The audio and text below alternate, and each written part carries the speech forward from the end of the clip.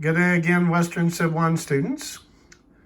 In my last discussion, I told you that we were studying feudalism, and that feudalism really had two parts. One was an economic system, and feudalism's economic system was rooted in the manor farm. Lords and serfs on a manor farm, and the serfs lived in villages and farmed lands around the villages. They got to keep a cut, and a cut went to the lord. But they also were required by the customary law of the manor to provide work on the lord's own personal lands, called the domain lands. And this is where the overwhelming majority of the agricultural produce in England, France, Germany, Holland, Belgium, parts of Italy, even parts of Spain, this is where the overwhelming majority of the agricultural produce came from. So this was the very heart of the economic life of the High Middle Ages. But the other component wasn't economic, it was social relationships.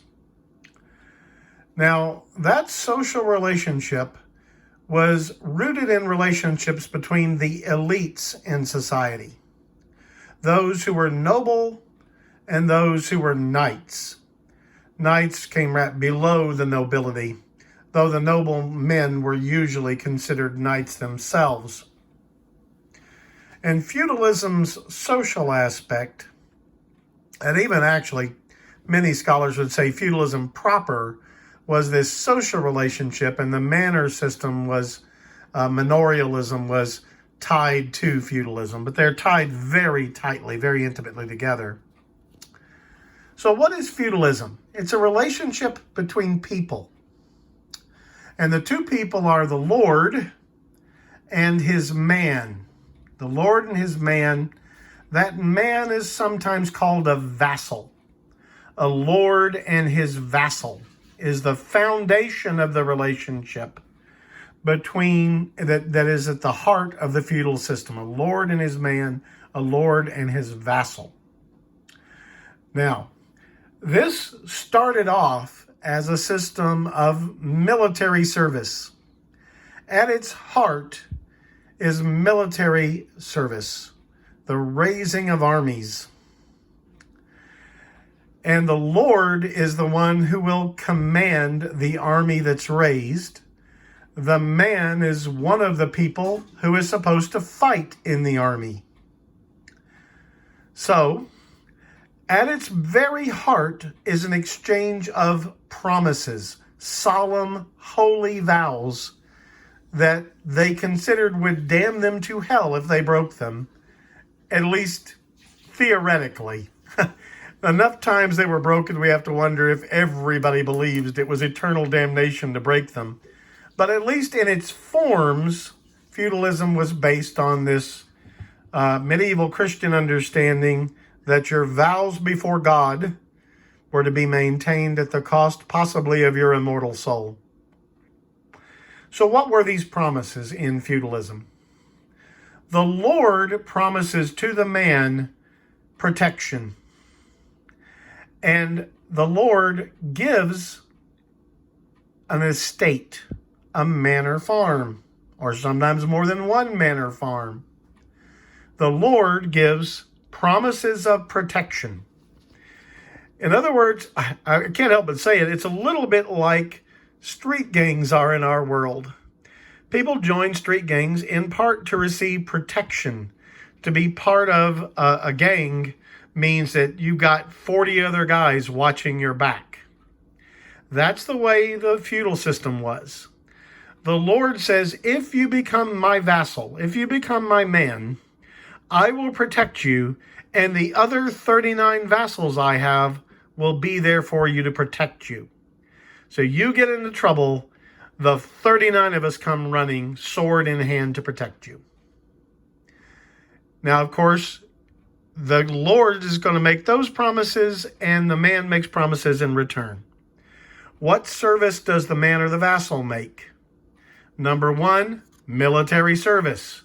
When your Lord calls, you go on your horse, in your armor, with your sword, and you serve as long as the Lord needs you, within customary definitions. You have to remember that in the Middle Ages, service in the military was seasonal. People basically fought from late spring to early fall. The late fall, winters, early spring were time off from military service. Nobody fought under normal conditions during those times. So you're kind of joining a militia for the Lord to serve him. You promise military service. And that might mean if one of the other vassals of that Lord gets in trouble, you're one of the 39 guys who show up with your sword to protect him. So you see, it's kind of like being in that street gang I was saying, where the head of the gang is the Lord, and all the men are the gang members, and they have each other's backs. But of course, the back you're most importantly going to have is your Lord's back. You are there to serve him.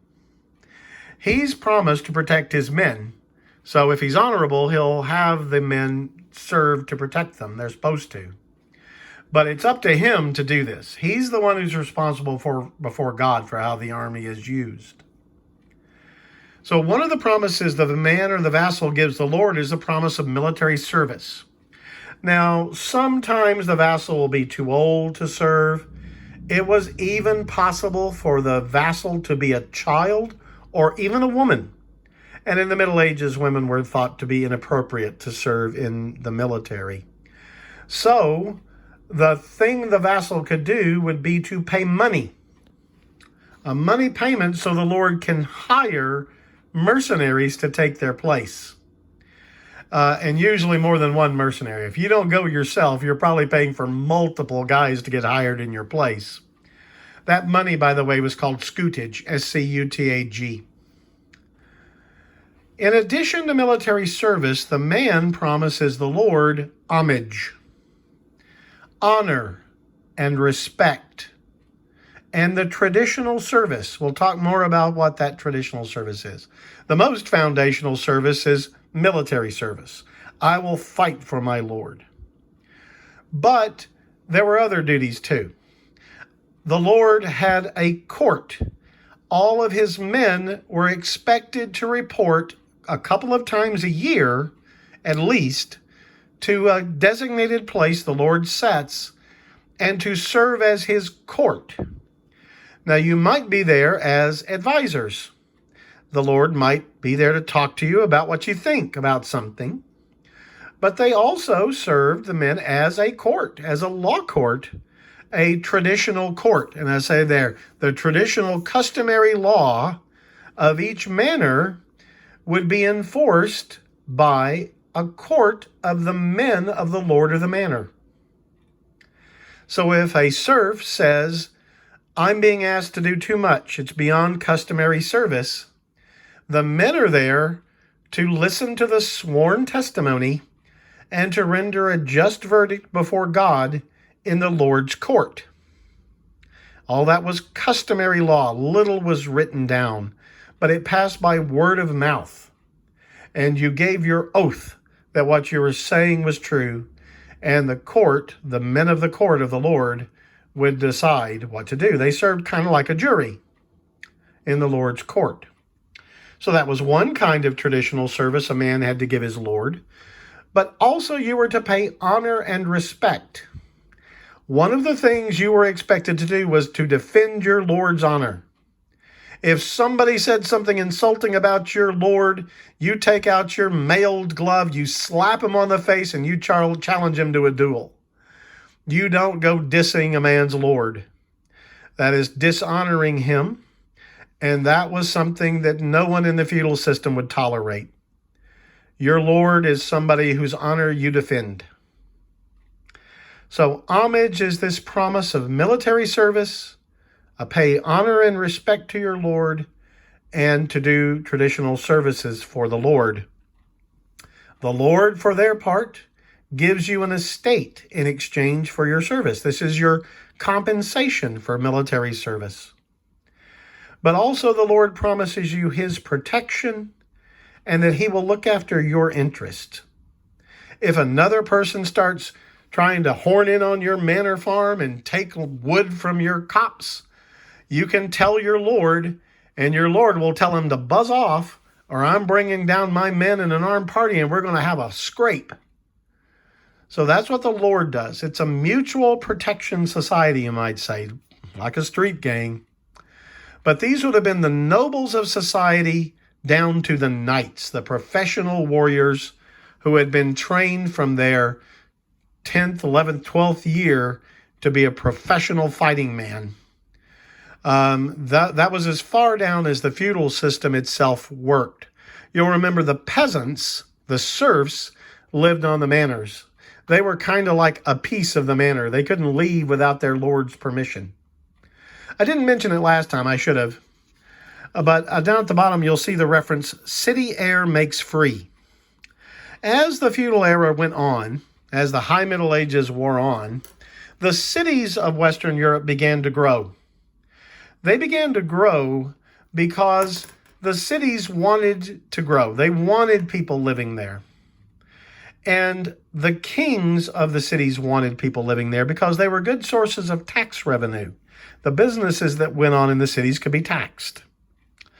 And the kings passed resolutions saying, if a serf fled from their manor farm and lived in a city to which I have granted a charter, the king has granted a charter, and they can manage to live there for 1 year and 1 day, if they can live in the city without being grabbed by their lord and dragged back to the manor farm for 1 year and a day, they are free. They are no longer serfs. They are freed from their feudal obligations to their lord, and they are free men and women. So the expression was, city air makes free. So you're tied as a serf to the manor farm lands on which you were born, unless the Lord decides to give you your freedom, which he might if you paid him, if you could come up with enough money to pay him, or if you ran off, went to a city with a charter from the king, and somehow managed to survive there for 1 year and a day without being caught and dragged back. And don't make any mistake about it, lords of the manor would have gangs of men out roaming looking for escaped serfs to drag them back. They could be beaten too under the customary law for violating their side of the bargain. So, the lord of the manor is supposed to protect his serfs, but they're going to pay him with good work and with crops. But if you run off, you're a serf and you run off, you're violating your end of the bargain as far as the Lord is concerned. And they could drag you back and they could punish you. But if you survive in a city with a charter for 1 year and a day, you're a free man, you're a free woman. Now, the last thing I want to talk about is right here, the enfeoffment ceremony. Enfeoffment. Now, the land, and I should have put it up there, the manor farm that you get from the Lord, the manor farm you get is called a fief, F-I-E-F or F-O-E-F, fief. The fief is the land the Lord gives you in exchange for your promise of military service and homage to the Lord. You get the fief, the manor farm, and the people who live on it, and all the appurtenances, all the carts and horses and oxen and everything that go with the fief. Okay? So the enfeoffment ceremony is where you get your fief if you're a vassal or a man. And the ceremony was pretty dramatic. All the court would be there. All the other vassals of that lord would be present. The lord would sit in a big chair. The new man or vassal would kneel at the lord's knees while he's sitting in the chair. And the lord would take, the knight would take his sword and hold it up in front of him. The man is pledging his sword to service of the Lord. So he holds the sword up in front of him. The Lord takes the handle of the sword and gives his solemn oath that he's giving the land and he is taking the man under his protection in exchange for the man's solemn oath to serve him and to honor him in homage. Now you might think, okay, well the sword makes sense. This is a military arrangement at its heart. But there's another reason. Very often medieval knights had in the hilts of their swords a saint's relic. Now, it might not be a body part. The high nobleman could afford a little fleck of a finger bone of Mary Magdalene or something. But a lot of times what they were cloths that had touched the bones of a saint. That's called a third order relic. Something that has touched a first order relic, which would be the actual body part of the saint, is a third order relic. And so a lot of times you might have gone to visit the grave of St. Thomas à Becket of Canterbury, and someone would have rubbed a napkin on the bones of St. Thomas. Well, that napkin's a third order relic, and you could cut that up, and little pieces of it would be little pieces of a relic of a saint. And a lot of times in the hilt of a sword, the knight would have a relic like that. So they're taking their oath by having their hands on this sword. They're taking a solemn oath to Almighty God as supported by the relic of a saint, so that they will be damned if they break their solemn oath. That's what the idea is anyway. Apparently not everybody took it quite as seriously as that, but a lot clearly did. So you have the Lord sitting in a chair, the man's kneeling with his sword before him, they both have their hands on the hilt, and they make these solemn promises of military service and homage and protection and enfeoffment, giving of fief. Then the Lord would take some symbol of the fief. Later on, it would be an actual kind of deed, a document to the land. But in the early days, it might be a clod of dirt from the land, a branch from a tree on the land, some physical symbol. And he would hand that symbol or that deed later on to the vassal as he enfeoffed him, as he gave him the land as his for his part of the bargain. Incidentally, it was not uncommon to take a very young child at this point who has been watching all this and give them a beating. You might think, what? Why would they beat up a young child? Because the young child's memory, remember, this is a world where almost none of these people can read and write.